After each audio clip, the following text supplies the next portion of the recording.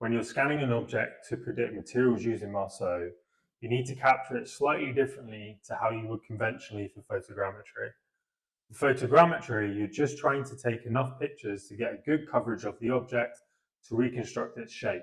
When we're doing a scan to run it through Marso, Marso is looking at how that object reflects light in order to predict its material properties accurately. So if there are regions of the object where it's hard to see that reflected light source, Marso will struggle to predict the accurate material properties of this region.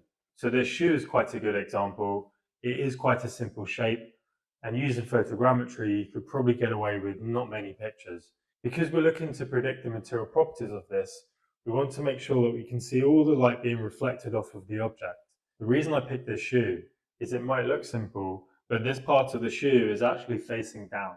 So if I were to only take pictures from this angle, never from this angle, we're not going to see the light reflect back towards the camera. From this point of view, we can see the specular reflection from the light bouncing off towards the camera. If this was as low as we ever went in the scan, we're never going to see any reflected light bouncing from this region back towards the sensor. So we would have to go much lower, and now we can start to see that light being reflected back towards the camera.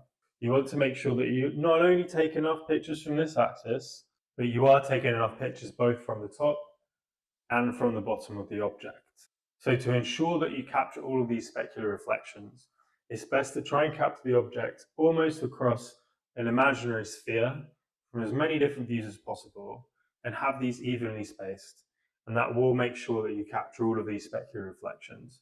It's much better to capture across this imaginary sphere than it is to capture lots and lots and lots of images across this axis and only have a few rings.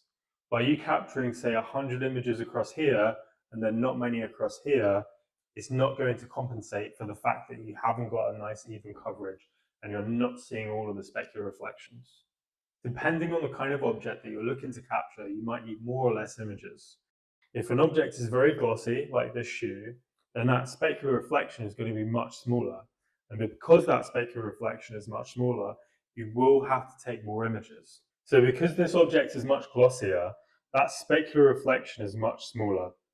If we're to take an image here and then another one here, we're going to have two dots appearing on our scan because we haven't got enough views to perfectly predict all of the material properties of this very glossy surface. So you need to be considerate. If an object is very glossy, you will need to take more pictures. If you're scanning an object that is very matte, then you do not need to take as many pictures as you would for an object that is very glossy.